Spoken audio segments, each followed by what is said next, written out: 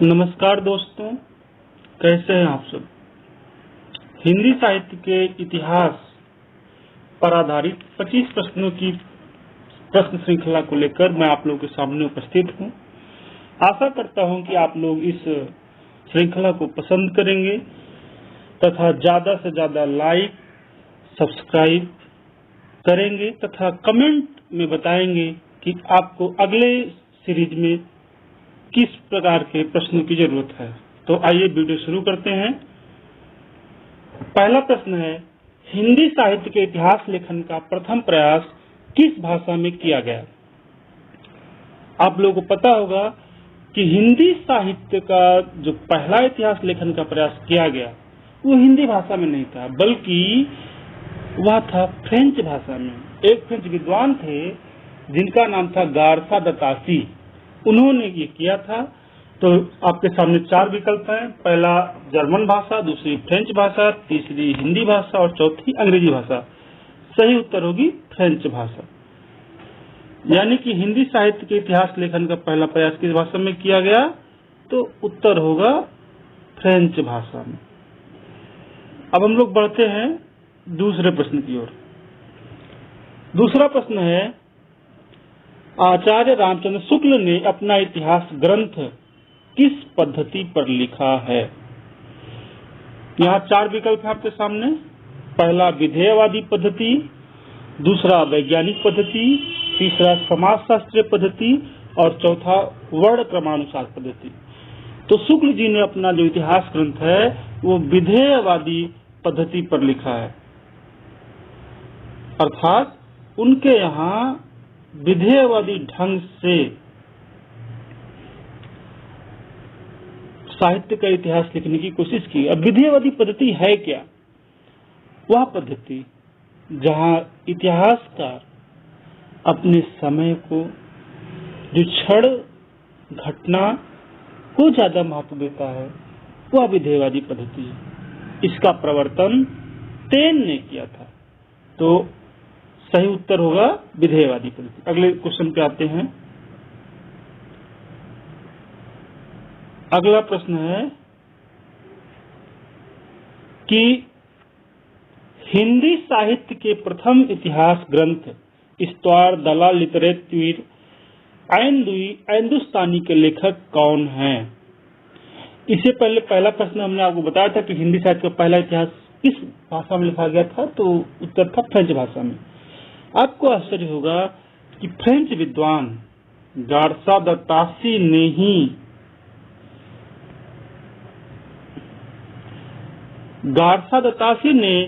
इस ग्रंथ की रचना की थी और सही उत्तर होगा पहला, गारसा द तासी। अब हम बढ़ते हैं अगले प्रश्न की ओर। अगला प्रश्न है कि रामचंद्र शुक्ल का हिंदी साहित्य का इतिहास कब प्रकाशित हुआ। 4 विकल्प आपके सामने हैं। पहला 1829 ईस्वी, दूसरा 1929 ईस्वी, तीसरा 1931 ईस्वी और चौथा 1929 विक्रमी। सही उत्तर इसमें से होगा 1929 ईस्वी। आपको सभी को पता है कि शुक्ल जी का जो इतिहास ग्रंथ है वो पहली बार हिंदी शब्द सागर की भूमिका के रूप में नागरिक प्रचारणी सभा द्वारा 1929 ईस्वी में प्रकाशित किया गया। यह इतना लोकप्रिय हुआ कि इसे स्वतंत्र पुस्तक के रूप में भी इसी वर्ष प्रकाशित किया गया। तो सही उत्तर है 1929। अब चलते हैं अगले प्रश्न की ओर। अगला प्रश्न है कि मिश्र बंधु विनोद ग्रंथ के कितने कवियों का विवरण दिया है। मिश्र बंधु विनोद ग्रंथ में कुल कितने कवियों का विवरण दिया है। पहला उत्तर है 4500, दूसरा 4000 लगभग, तीसरा 1000 लगभग और चौथा 5000 लगभग। तो यहाँ जो उत्तर सही है वो है 5000 लगभग। ये शुक्ल जी के इतिहास ग्रंथ में इसका जिक्र मिलता है कि लगभग 5000 कवियों का उन्होंने जिक्र किया है। अब आते हैं अगले प्रश्न की ओर। अगला प्रश्न है, जनता की चित्तवृत्तियों का संचित प्रतिबिंब साहित्य है। यह पंक्ति किसकी है? रामविलास शर्मा, हजारी प्रसाद द्विवेदी, बालकृष्ण भट्ट, आचार्य शुक्ल। तो आपको बता दें कि जब आचार्य रामचंद्र शुक्ल ने साहित्य के इतिहास को शुरू किया तो उन्होंने साहित्य के इतिहास को परिभाषित करते हुए कहा, जबकि प्रत्येक देश का साहित्य वहां की जनता की चित्तवृत्ति का संचित प्रतिबिंब होता है, तब यह निश्चित है कि आदि से अंत तक इन्हीं चित्तवृत्तियों के साथ साहित्य का मिलान ही साहित्य का इतिहास कहलाएगा। तो यहाँ पर सही उत्तर होगा आचार्य रामचंद्र शुक्ल। अब हम चलते हैं अगले प्रश्न की ओर। अगला प्रश्न है कि हिंदी साहित्य का आलोचनात्मक इतिहास के लेखक हैं। 4 विकल्प हैं, रमाशंकर शुक्ल रसाल, रामविलास शर्मा, रामकुमार वर्मा, रामस्वरूप चतुर्वेदी। रसाल जी ने इस नाम का कोई ग्रंथ नहीं लिखा। रामविलास शर्मा ने साहित्य के इतिहास पे ही कोई पुस्तक नहीं लिखी, बल्कि एक छोटे छोटे से प्रेमचंद या निराला या द्विवेदी युग या भारतीय युग इत्यादि पे पुस्तकें लिखी हैं।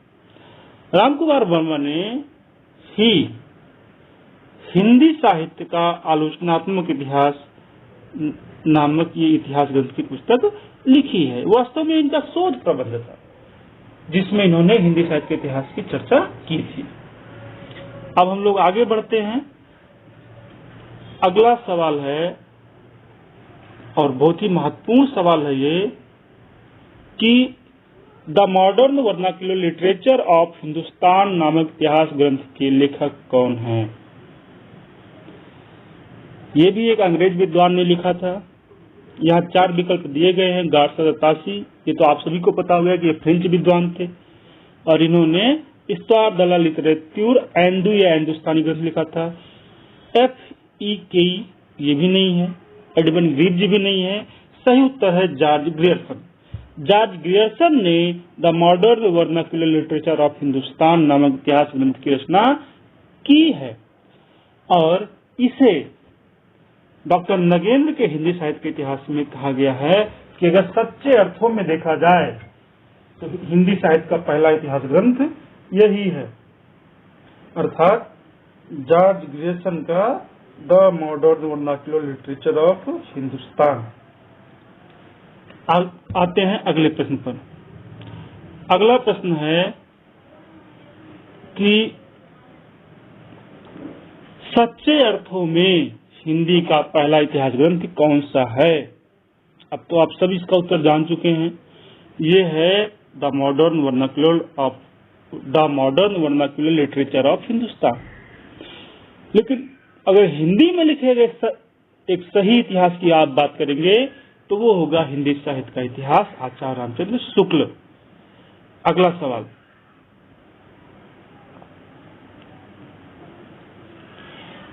मैं इस्लाम के महत्व को भूल नहीं रहा हूं, लेकिन जोर देकर कहना चाहता हूं कि अगर इस्लाम ना आया होता तो भी इस साहित्य ब्रैकेट में भक्तिकालीन साहित्य का 12 आना वैसा ही होता जैसा आज है। यह पंक्ति किस विद्वान की है? एक चीज आपको बताएंगे कि आचार्य रामचंद्र शुक्ल ने जब इतिहास लिखा तो उन्होंने देश काल की परिस्थितियों को बड़ा जोर दिया, जबकि आचार्य हजारी प्रसाद द्विवेदी ने परंपरा पर बड़ा जोर दिया।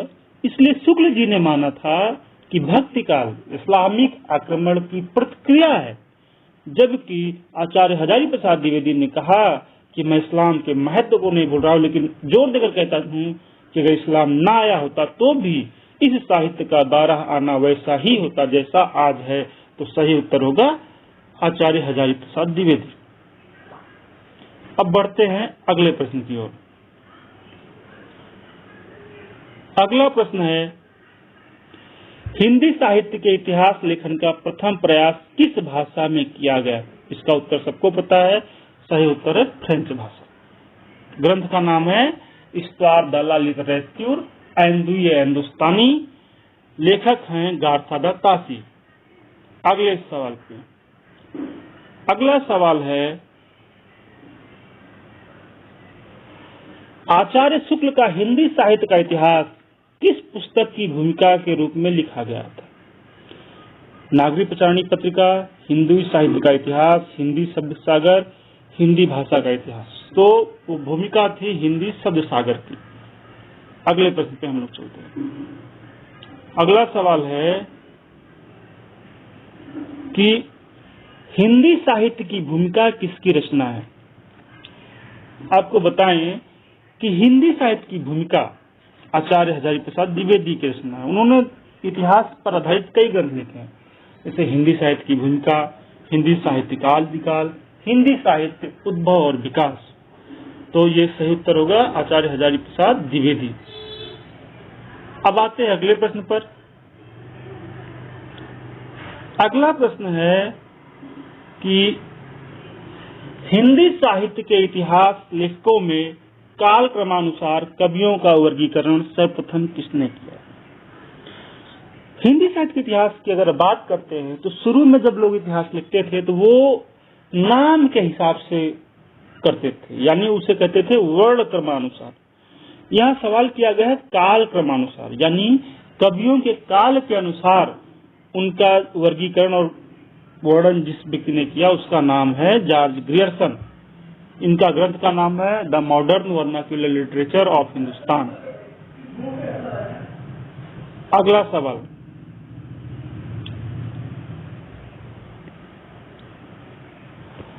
आचार्य शुक्ल ने हिंदी साहित्य का इतिहास के अंतर्गत शिव सिंह सेंगर एवं ग्रियर्सन के इतिहास ग्रंथों के लिए किस शब्द का प्रयोग किया है? ये महत्वपूर्ण सवाल है। 4 विकल्प है यहाँ पे, वार्ता संग्रह, इतिहास संग्रह, कवि संग्रह, वृत्त संग्रह। तो वास्तव में जो शुक्ल जी ने शब्द इस्तेमाल किया है वो है कवि वृत्त संग्रह, यानी कवियों के जीवन के बारे में जहाँ इकट्ठा करके लिख दिया गया है वो है कवि वृत्त संग्रह। तो यहाँ जो चौथा विकल्प है वृत्त संग्रह, ये सही है। अगला सवाल है कि हिंदी का संत काव्य पूर्ववर्ती सिद्धों एवं नाथ पंथियों के साहित्य का सहज विकसित रूप किस विद्वान ने माना है? हिंदी का संत काव्य पूर्ववर्ती सिद्धों एवं नाथ पंथियों के साहित्य का सहज विकसित रूप किस विद्वान ने माना है? आचार्य शुक्ल ने, आचार्य नंदुलाल वाजपेयी ने, जॉर्ज ग्रियर्सन ने, आचार्य हजारी प्रसाद द्विवेदी ने। चौथा विकल्प आपका सही है, आचार्य हजारी प्रसाद द्विवेदी ने। अगला सवाल, रामकुमार वर्मा ने अपने आलोचनात्मक इतिहास में किस कालखंड तक विवेचन प्रस्तुत किया है? रामकुमार वर्मा ने जब इतिहास लिखा तो उसमें 693 से लेकर 1693 तक की घटनाओं का वर्णन किया है। और अगर आप 1693 देखें तो यह जो समय है वह भक्ति काल तक और थोड़ा बहुत रीति काल उसमें समाहित है। तो उत्तर सही होगा रीति काल। अब आगे हम बढ़ते हैं अगले सवाल पर। अगला सवाल है कि आचार्य रामचंद्र शुक्ल के इतिहास ग्रंथ में सर्वाधिक विवादास्पद कालखंड रहा है। सवाल है कि आचार्य रामचंद्र शुक्ल के इतिहास ग्रंथ में सर्वाधिक विवादास्पद कालखंड रहा है। आदिकाल, भक्तिकाल, रीतिकाल और गद्यकाल। तो शुक्ल जी ने जो आदिकाल का नामकरण किया था वो क्या था? वीर गाथा काल।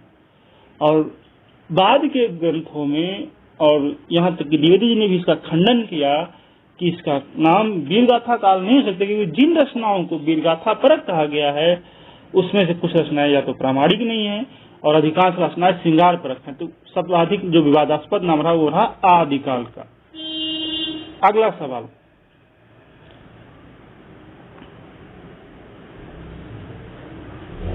अगला सवाल है कि हजारी प्रसाद द्विवेदी रचित इतिहास ग्रंथ कौन सा नहीं है? द्विवेदी जी ने 30 इतिहास ग्रंथों की रचना की। हिंदी साहित्य की भूमिका, हिंदी साहित्य का आदिकाल, हिंदी साहित्य उद्भव और विकास, जबकि हिंदी भाषा का विकास ये उनकी रचना नहीं है। अब हम बढ़ते हैं अगले सवाल पर। अगला सवाल है कि हिंदी साहित्य का संक्षिप्त इतिहास के लेखक कौन है? सही उत्तर है विश्वनाथ त्रिपाठी। यह पुस्तक एनसीईआरटी द्वारा प्रकाशित है। अगला सवाल कि इतिहास लेखन की विधेयवादी पद्धति के जनक थे। 4 विकल्प है, George Lukacs, Taine, Jacques Derrida, T S. Eliot. सही उत्तर है टेन। सवाल नंबर है 22 आपका। प्रश्न है कि हिंदी साहित्य का पहला इतिहास ग्रंथ किसने लिखा था? 4 विकल्प हैं, Acharya Ramchandra Shukla, Shiv Singh Sengar, George Grierson, Garcin de Tassy. आप सब जान चुके हैं, गारसा दत्तासी इस इतिहास ग्रंथ के लेखक हैं। अगला सवाल काफी महत्वपूर्ण है। हिंदी साहित्य में इतिहास लेखकों की परंपरा में कुछ ऐसे विद्वान भी हुए जो अकेले नहीं बल्कि अपने भाइयों के साथ भी इतिहास ग्रंथ लेखन एक साथ करते थे। ऐसे ही 3 मिश्र बंधु थे, इसीलिए उनका नाम ही पड़ गया मिश्र बंधु। तो मिश्र बंधुओं में 3 लोग थे, श्याम बिहारी, सुखदेव बिहारी और गणेश बिहारी, जबकि कृष्ण बिहारी मिश्र नहीं थे। तो मिश्र बंधुओं में कौन नहीं है? सही उत्तर होगा कृष्ण बिहारी मिश्र। अगला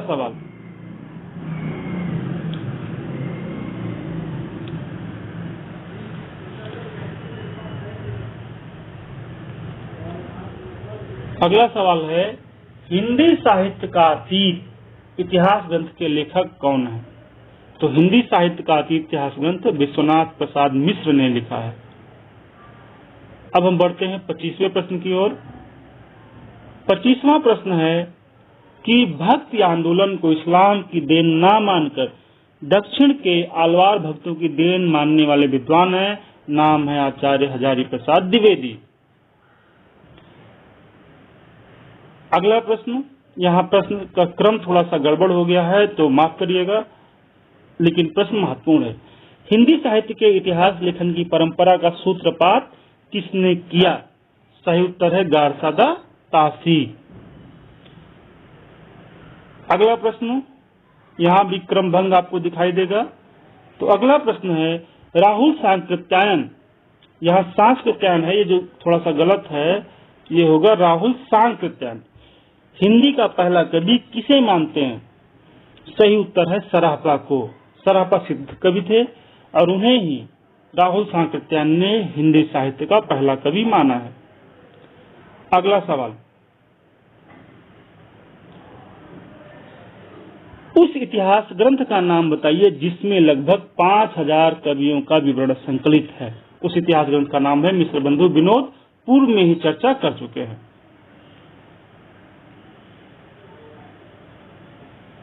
अगला सवाल है कि रामचंद्र शुक्ल ने इतिहास लेखन में कौन सी पद्धति को अपनाया है? उत्तर है विधेयवादी पद्धति। नेक्स्ट क्वेश्चन, रामचंद्र शुक्ल का हिंदी साहित्य का इतिहास ग्रंथ कब प्रकाशित हुआ? सही उत्तर है 1929 ईस्वी। तो आप उत्तर बता सकते हैं कि रामचंद्र शुक्ल का हिंदी साहित्य का इतिहास ग्रंथ 1929 ईस्वी में प्रकाशित हुआ। नेक्स्ट क्वेश्चन है कि आचार्य शुक्ल ने आदिकाल या वीरगाथा काल की अवधि क्या मानी है? शुक्ल जी ने आदिकाल या वीरगाथा काल की अवधि संवत 1050 से संवत 1375 विक्रमी को माना है। अगर इसे सन में आप परिवर्तित करेंगे तो 993 से, और 75 में से अगर 57 घटा दो तो 1318 तक का जो समय था उसे माना है आदिकाल, यानी संवत 1050 से संवत 1375 विक्रमी के बीच का जो समय है उसे शुक्ल जी ने आदिकाल या वीरगाथा काल का समय माना है। धन्यवाद। आज की प्रश्न पत्र श्रृंखला में यहीं तक। आशा करते हैं कि आपको पसंद आया होगा। अगर पसंद आया है तो आप चैनल को सब्सक्राइब जरूर करें, वीडियो को लाइक करें तथा कमेंट करके बताएं कि अगला प्रश्न पत्र जो श्रृंखला है वह आपको किस टॉपिक या किस विषय पर चाहिए। धन्यवाद।